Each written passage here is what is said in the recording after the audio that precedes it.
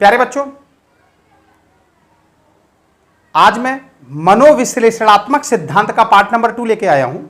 इससे पहले यह पाठ नंबर 1 मैं आकारात्मक मॉडल के अंतर्गत चेतन मन, अर्ध चेतन और चेतन मन की चर्चा कर चुका हूं।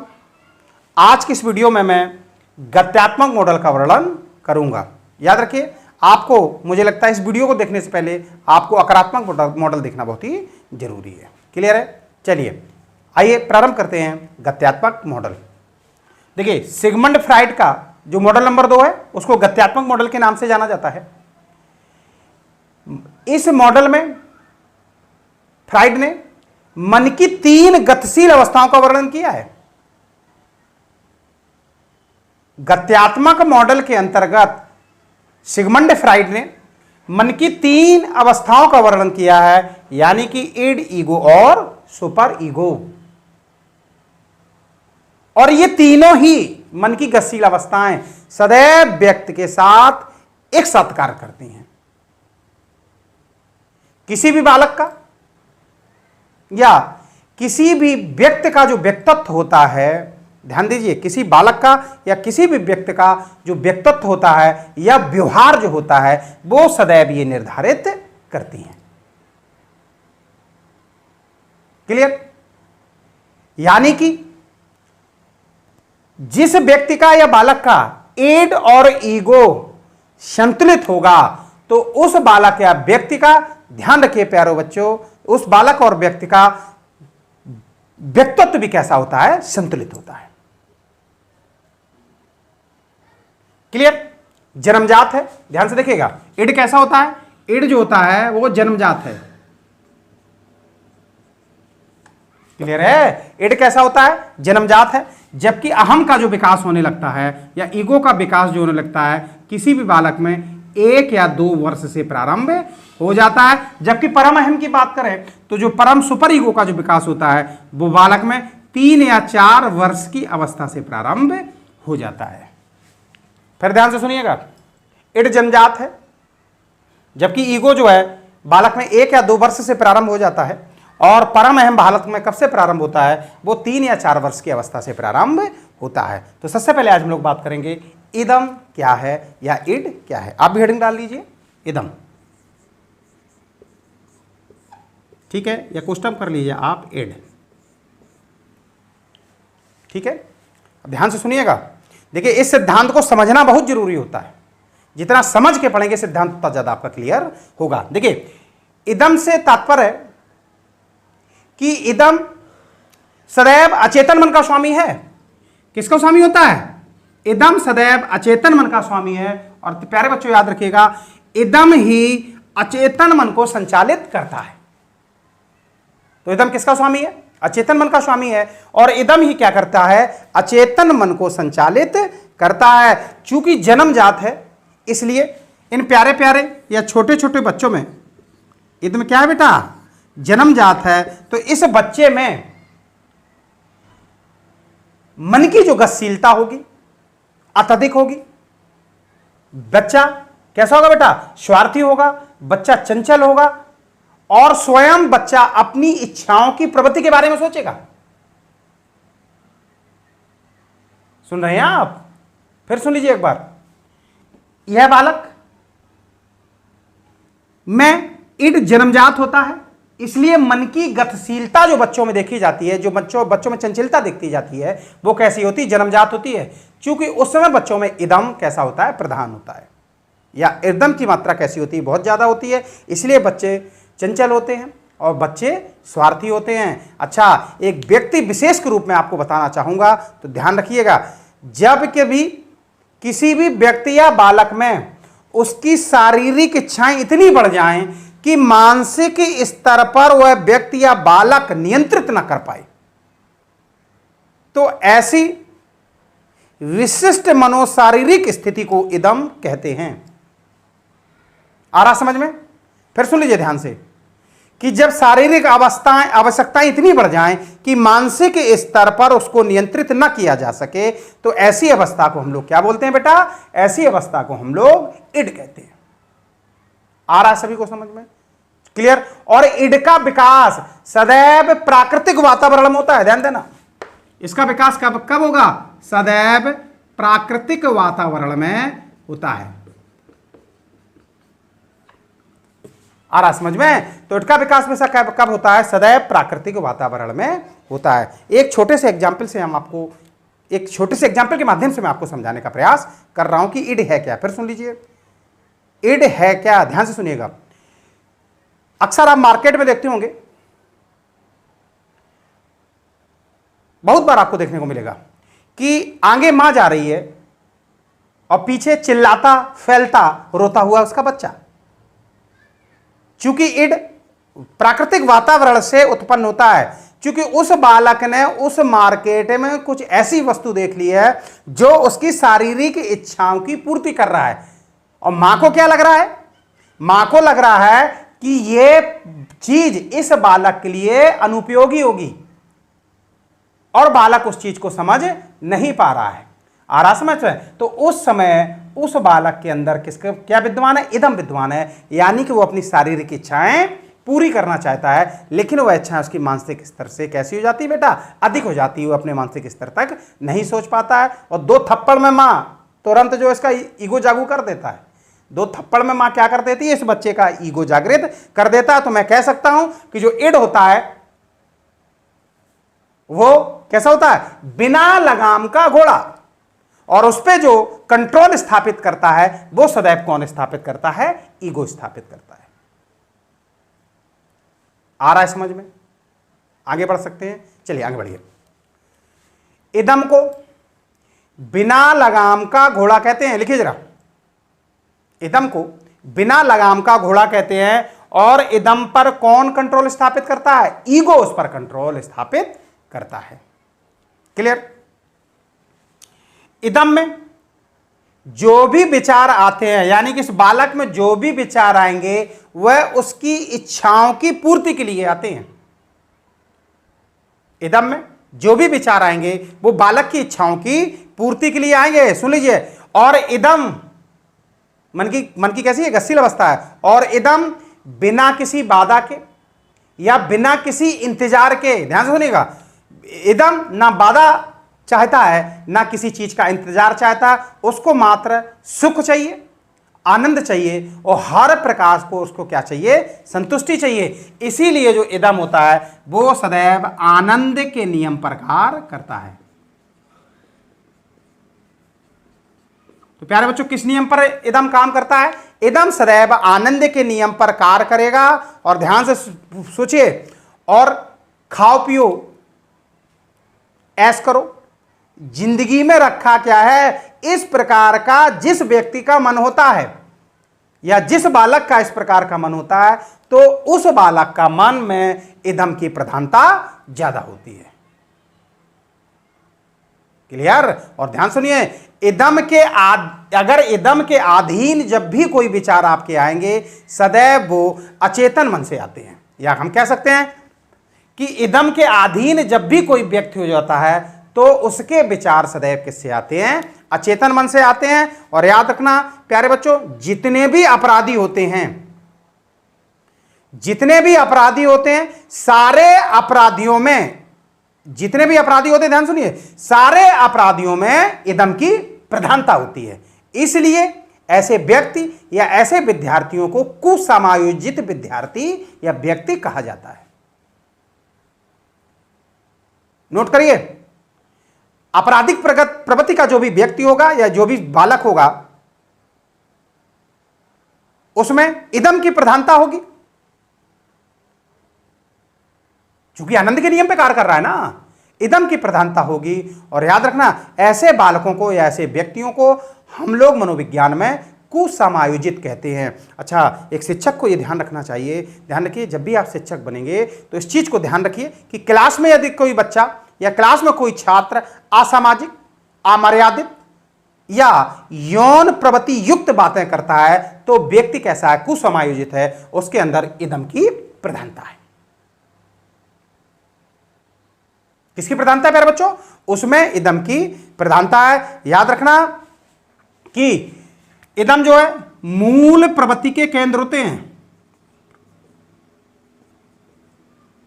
तो मूल प्रवृत्ति का बेटा केंद्र कौन होता है? इदम होता है, नैतिकता से परे होता है, यानी कि उसमें नैतिकता कैसी होती है? नैतिकता नहीं होती है। क्लियर हुआ? और सबसे बड़ी बात है, इदम कैसा होता है? तर्कहीन होता है। इदम कैसा होता है बेटा?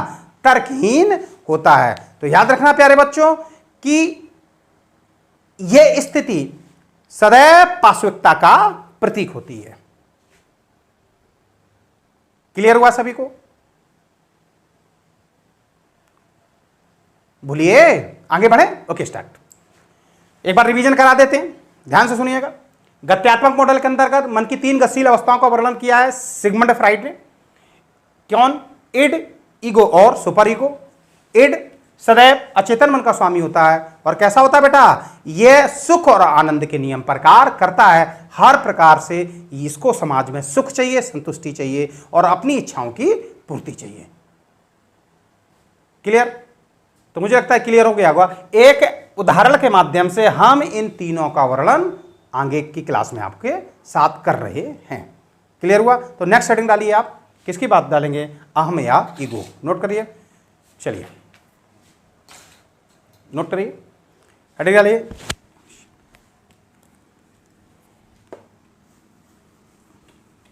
ध्यान से पढ़िएगा। तो अगला जो हमारा टॉपिक है या मन की दूसरी गतिशील अवस्था है उसको हम क्या बोलते हैं बेटा? अहम बोलते हैं, या उसको हम क्या बोलते हैं? ईगो बोलते हैं। क्लियर? चलिए देखिए, ध्यान से सुनिएगा। जो ईगो होता है सदैव चेतन मन का स्वामी होता है। नोट करिए, ईगो जो होता है चेतन मन का स्वामी होता है, यानी कि अचेतन मन, अर्धचेतन मन और चेतन मन तीनों स्तर पर कार्य करता है, लेकिन स्वामी किसका होता है? चेतन मन का होता है। ठीक? वास्तविकता देखिए, इसका संबंध वर्तमान से होता है। क्लियर हुआ? और इसका संबंध मानवता से होता है और इसका संबंध किससे होता है? वास्तविकता से होता है। और यह वास्तविकता के नियम के साथ कार्य करता है, यानी कि वास्तविकता के नियम के साथ कौन कार्य करता है बेटा? अहम कार्य करता है। फिर सुन लीजिए, हालांकि मन के तीनों स्तर पर कार्य करेगा, लेकिन ये चेतन मन का क्या होता है बेटा? स्वामी होता है। क्लियर? जो वर्तमान में है, जो मानवता है व्यक्ति के अंदर, और जो वास्तविकता का नियम होता है, जो वास्तविकता है उसके नियम पर कार्य करता है। यह हम कह सकते हैं कि हम और आप जो भी सोच समझ कर निर्णय लेते हैं किसी कार्य को करने के लिए, हम और आप जो सोच समझ कर निर्णय लेते हैं वो सदैव उस समय आपका कौन सा मन कार्य कर रहा होता है? उस समय आपका ईगो कार्य कर रहा होता है। क्लियर हुआ? नोट करिए, सुन लीजिए, ध्यान से सुनिए। जब किसी व्यक्ति की शारीरिक इच्छाएं और उसके मानसिक स्तर में संतुलन स्थापित हो जाता है, जब किसी व्यक्ति की शारीरिक इच्छाएं और उसके मानसिक स्तर में संतुलन स्थापित हो जाता है, तो आप या हम ऐसी अवस्था को क्या कहते हैं बेटा? ऐसी अवस्था को हम बोलते हैं अहम या ईगो बोलते हैं। फ्राइड ने बताया, ध्यान से सुनिएगा, फ्राइड ने बताया कि गत्यात्मक मॉडल के अंतर्गत जो अहम होता है उसका विकास बालक में 1 से 2 वर्ष की अवस्था में होना ही प्रारंभ हो जाता है। ठीक है? और जिस तरह यह प्राकृतिक वातावरण में जन्म होता है, इसी तरह से ईगो का जन्म होता है बेटा, याद रखना, मनोवैज्ञानिक वातावरण में होता है। जो ईगो का जन्म होता है, ध्यान से सुनना, जो ईगो का जन्म होता है वो मनोवैज्ञानिक वातावरण में इसका जन्म होता है। क्लियर हुआ? अब ध्यान से सुनिएगा, ना तो यह पूर्णतया सुखवादी होता है और ना ही पूर्णतया यह कैसा होता है? आदर्शवादी होता है। यानी कि किसी व्यक्ति को, ध्यान से देखिए प्यारे बच्चों, किसी व्यक्ति को ना इतना यह बेफिक्र कर देगा कि जीवन में वो कुछ ना सोच सके, और ना किसी व्यक्ति को इतना धार्मिक कर देगा कि वह साधु बन जाए। यानी कि सदैव ये व्यक्ति के बीच का रास्ता निकालता है। यानी कि फिर सुन लीजिए, जो आप समझदारी, जो आप निर्णय और जो आप अपने कैरियर के लिए प्लान बनाते हैं, अपने भविष्य का निर्माण करते हैं, उस निर्माण में ईगो आपका बहुत ज्यादा साथ देता है। क्लियर? सबसे खूबी क्या है? ईगो सदैव इड और सुपर ईगो पर नियंत्रित स्थापित भी करता है। ईगो सदैव इड और सुपर ईगो पर क्या करता है बेटा? नियंत्रित स्थापित करता है। इससे इस व्यक्ति का व्यवहार नियंत्रित होता है, या आपका व्यवहार या मेरा व्यवहार किससे नियंत्रित होता है? सदैव ईगो करता है। सामाजिक होता है। हमारी इच्छाएं और वास्तविकता के बीच संतुलन जो स्थापित करता है वो कौन करता है बेटा? ईगो करता है। किसी वस्तु का परिणाम कैसा होगा, किसी वस्तु का परिणाम अच्छा होगा या किसी वस्तु का परिणाम बुरा होगा, यह सदैव आप कौन बताएगा? ईगो ही बताएगा। क्लियर हुआ? ठीक, आगे बढ़ते हैं। हेडिंग डालिए आप, सुपर ईगो। नोट करिए, लिखिए, सुपर ईगो का संबंध नैतिकता से होता है। सुपर ईगो का संबंध किससे होता है बेटा? नैतिकता से होता है। यानी कि हम परम अहम की बात कर रहे हैं।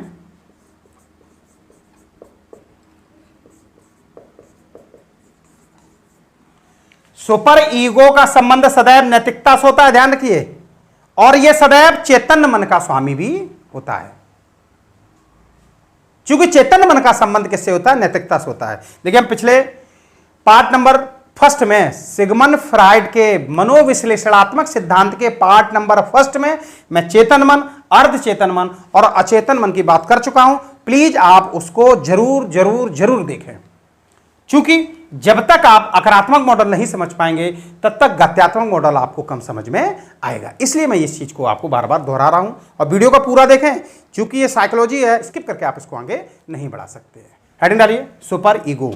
ठीक, नोट करिए, सुपर ईगो सदैव चेतन मन का स्वामी होता है। देखिए, यह सिद्धांत समझाने वाला है, लिखाने वाला नहीं है। जितना आप इसको समझेंगे उतना ही सिद्धांत क्लियर होगा। मैं बोर्ड वर्क नहीं करूंगा, मैं आपको समझाने का प्रयास करूंगा। क्या समझाने का प्रयास करूंगा? कि जो इदम होता है या जो ईड होता है वो जन्मजात होता है। इसीलिए बच्चे कैसे होते हैं? चंचल होते हैं।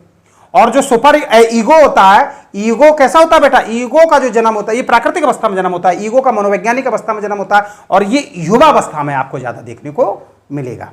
जबकि परम अहम, परम जो अहम होता है वो किसका स्वामी है? चेतन मन का स्वामी है। और सदैव परम अहम का संबंध किससे होता है? नैतिकता से होता है। और चेतन मन का संबंध किससे होता है? नैतिकता से होता है। क्लियर हुआ? आया? सुन लो, जब मानसिक स्थिति, ध्यान से लिखिएगा, जब किसी व्यक्ति या बालक की मानसिक स्थिति इतनी प्रबल हो जाए कि वो अपने शारीरिक इच्छाओं को नियंत्रित स्थापित कर सके, जब किसी व्यक्ति की या किसी बालक की, ध्यान दीजिएगा, मानसिक शक्ति इतनी प्रबल हो जाए कि वह अपनी शारीरिक इच्छाओं को नियंत्रित कर सके, तो ऐसी विशिष्ट मनोशारीरिक स्थिति को हम परम अहम कहते हैं। नोट कर लीजिए। ठीक, और इसका विकास कब होता है? 3 से 4 वर्ष की अवस्था में इसका विकास प्रारंभ हो जाता है। लेकिन इसका सबसे अधिक लेकिन सबसे देर में इसका विकास होता है, और देखने को सबका ज्यादातर कहां मिलता है? वृद्धावस्था में इसको देखने को ज्यादा मिलता है। यानी कि परम अहम ज्यादातर देखने में कैसे मिलेगा आपको? व्यक्ति विशेष में वृद्धावस्था में देखने को ज्यादा मिलता है। सुन लीजिए, फिर सुनिए, सामाजिक और जो भी आपकी नैतिक इच्छाएं हैं वो सुपर ईगो के कारण है। क्लियर हुआ? राष्ट्र के हित में जो भी व्यक्ति त्याग और बलिदान देने के लिए तत्पर हैं, राष्ट्र हित में, समझ रहे? राष्ट्र हित में जो भी व्यक्ति बलिदान और त्याग देने के लिए तत्पर रहते हैं, तो ऐसी जो इच्छाएं होती हैं वो कैसी होती है? सुपर ईगो की इच्छाएं हैं। क्लियर? सहवर्ती इच्छाओं का पर बल देता है। यानी कि जब भी किसी व्यक्ति का गतिशील मन की गतिशील अवस्था का परम अहम जागृत होगा, सुपर ईगो जागृत होगा। तो सबसे बड़ी बात क्या होगी बच्चे, यह सहवर्ती इच्छाओं पर बल देता है। सहवर्ती इच्छाओं का मतलब होता है, सुन लीजिए, अच्छा करोगे तो अच्छा पाओगे, और अगर हम बुरा करेंगे तो हम बुरा पाएंगे। तो ऐसी मनोस्थिति को सहवर्ती इच्छाओं के नाम से जाना जाता है। और सुन लीजिए, आदर्शवादी सिद्धांत पर कार्य करता है ईगो। आदर्शवादी सिद्धांत, ध्यान से सुनिएगा प्यारे बच्चों, बहुत ध्यान से सुनिएगा कि जो आदर्श, देखिए, आनंद के सिद्धांत पर कार्य करता है, वास्तविकता के सिद्धांत पर कार्य करता है, जो आपने देखा आ रहा समझ में, वो वास्तविकता है। और ये आनंद आदर्शवादी सिद्धांत पर कार्य करता है। और आदर्शवादी सिद्धांत क्या होता है, सबसे पहले सभी को प्रेम करो और सभी से प्रेम पाओ। ये आपका क्या है, ये आपका आदर्श दिखाता है। आप माता पिता को प्रेम करते हैं, शिक्षकों को प्रेम करते हैं, विद्या को प्रेम करते हैं, तो आपके अंदर सुपर ईगो प्रारंभ हो चुका है। क्लियर है। और सबसे बड़ी बात है कि मर जाएंगे लेकिन कभी गलत नहीं करेंगे। ये आपको कौन सिखाता है, ये आदर्शवादी सिद्धांत है जो सुपर ईगो सिखाएगा। क्लियर। फ्राइड ने, ध्यान दीजिएगा, नोट करिए, सिगमंड फ्राइड ने परम अहम को या सुपर ईगो को दो भागों में विभाजित किया है। पहले भाग को बोलते हैं अहम आदर्श। क्लियर। और दूसरे भाग को जो बोलते हैं, या इसके जो दो पार्ट हैं, पहले पार्ट को बोलते हैं अहम आदर्श और दूसरे पार्ट को बोलते हैं अंतःकरण आदर्श, या इसी को हम बोलते हैं आत्मा की आवाज।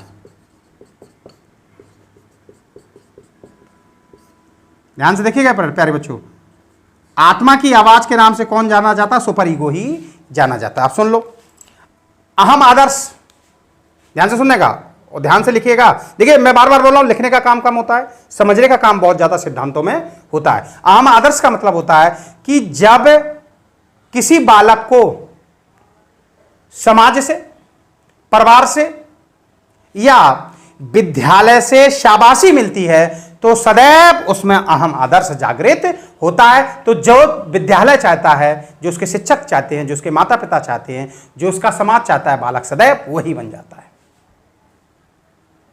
अंतःकरण आदर्श के अंतर्गत आत्मा की आवाज होती है, यानी कि जब सुनिए, अंतःकरण की मतलब अंतःकरण आदर्श का मतलब होता है जो आपके अंदर आत्मा की आवाज है।